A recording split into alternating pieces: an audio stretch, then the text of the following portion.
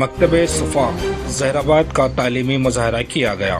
تفصیلات کے مطابق ریاست تلنگانہ حلقہ اسمبلی زہرآباد کے نیتاجی نگر علی پور میں واقع مکتب صفا میں دینی تعلیم حاصل کرنے والے طلباء اور طالبات کا تعلیمی مظاہرہ فیاض نگر کے ایک خانگی شادی خانے میں منعقد کیا گیا، جس میں مظاہرہ کرنے والے طلباء اور طالبات کو انعامات سے نوازا گیا اور اس کے مہمان خصوصی مولانا عتیق الرحمان نے شرکت کی اور ان کے ہاتھوں سے انعامات دیے گئے۔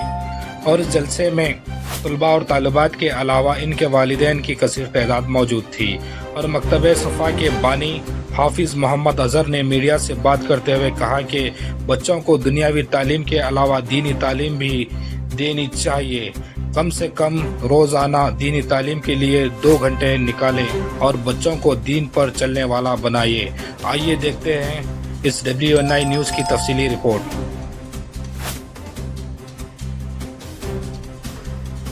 اس لیے پہلی بات جو اس موقع پر آپ حضرات سے کرنے کی ہے وہ یہ ہے کہ اللہ کے واسطے اپنی آخرت، اپنی خبر، اپنی حشر اس کو بنانے کے لیے دنیا میں ایسے جاؤ دنیا سے کہ ہم آپ بچوں پر نظر پڑے تو ہمارا دل خوش ہو جائے۔ وہ اس وقت میں ہوگا کہ جب کہ بچوں کی ہم تربیت کریں، اس کے لیے سب سے پہلا کام گھر کا ماحول سیدھا کرنا۔ دوسرا کام جو اس وقت میں کرنے کا ہے، ہمارے گھروں میں کہیں بھی نہیں ہو رہا۔ دوسرا کام کیا ہے؟ دوسرا کام ہے بچوں کو بد دعا نہیں دینا۔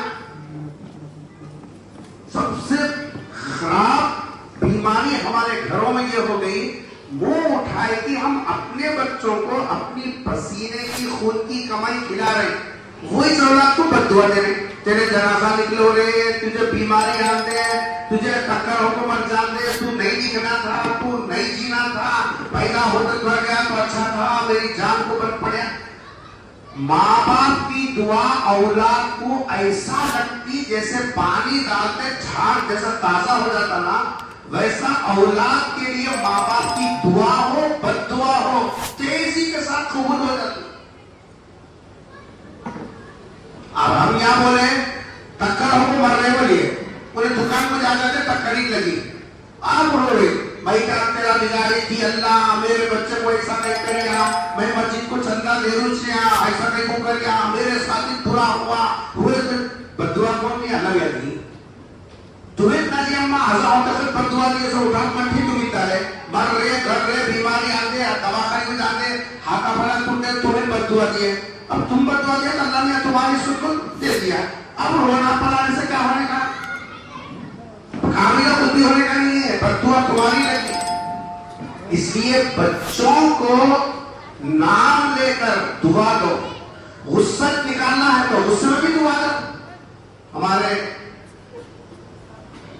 حج کو جو لوگ جاتے ہیں مکہ المکرمہ حرم شریف، وہاں کے تمام 55 اماموں کے صدر امام ہیں عبد الرحمن السدیس، قرآن سنتے ہیں ہم لوگ عبد الرحمن السدیس، وہ حرم کے امام کیسا بنے؟ ماں کی غصے کی دعا سے امام بنے۔ حضرت خود فرماتے ہیں ایک مرتبہ میں ایسا کام کرا ہماری اپنی بہت زیادہ غصہ ہو، غصے میں بولے اللہ تیرے کو حرم کا امام بنا دے، وہ غصے میں دیے سو دعا اللہ ایسا قبول کر لیا، حرم کا امام بن گئے۔ امام بنے، اب حرم کا امام بننا اتنا آسان نہیں ہے، چاروں طرف سے پولیس والے دکھا کر جانا ہے تو پوچھ کو جانا، بیٹھنا ہے تو پوچھ کو بیٹھنا، کھانا ہے تو وی آئی پی زندگی جیل سے بدتر رہتی، سانس کس سے کوئی ملنا رہے تو پورا پوچھ کو ملنا پڑتا، کہاں کو گئی کہیں کو گئی کیا کریں وہ تئی زندگی ہو جاتی۔ تو اگر ہم بددعائیں ہم اپنے بچوں پر غصے نکالنا ہے تو غصے میں بولو اللہ تیرے کو نمازی بنا دے، اللہ تیرے کو نصاب حافظ قرآن بنا دے، اللہ تیرے کو حاجی بنا دے۔ غصہ نکالنا ہے تو غصے میں بھی دعا دو نا بھائی، بدعا کہیں دے رہی، خود ہی پال رہی، پوس رہی، پنا رہی، کھلا رہی، بیمار ہو تو رو رہی، سب کر رہی، پھر بدعا بھی دے اٹھا کو مٹی کا رہی، مرزا گھرزا بیماری آن دے، تیرا جنازہ رکھو تیری چوکٹ میں کھائی دے، اور وہ بھی اذان ہونے سے بھی نہیں دیکھ رہی، رمضان کا مہینہ نہیں دیکھ رہی، مغرب دیکھ رہے نا، دن دیکھ رہے نا، جب بولے نا اٹھا مٹی ڈالنے سے اب کچھ تو بھی ہو گیا، پھر مول صاحب کو 2 لیٹر کا باٹل لینا، جانا، مول صاحب سوتا نہیں ہے، کھاتا نہیں ہے، نیند میں بچت کوڑتا ہے یا چیخا مارتا ہے، لڑنا مت ایسا ہوتا ہے، کہتے بد دعا تمہیں دینا، دعائیں مول صاحب پڑھتے رہتی، ان کو کام نہیں ہے کچھ بھی. ہاں یہ تو گتگاری کرنے گھر کے مول صاحب تمہارے باٹلا کو دم کر دیتے رہنا، خالی اصل نہیں ہے. ہم لوگوں کو سوچ کے کھانا کھاتے ہیں لیکن کیسا کام کر رہے ہیں وہاں کچھ یاد نہیں. اس لیے دوسرا کام، کبھی اولاد کو بد دعا نہیں دینا. غصے نکالنا چاہے تو غصے میں بھی دعا دو. اللہ تیرے کو حافظ قرآن بنا دے، اللہ تیرے کو تہجد گزار بنا دے، اللہ تیرے کو فلاں کرنے دے. اس طریقے سے دعا دو.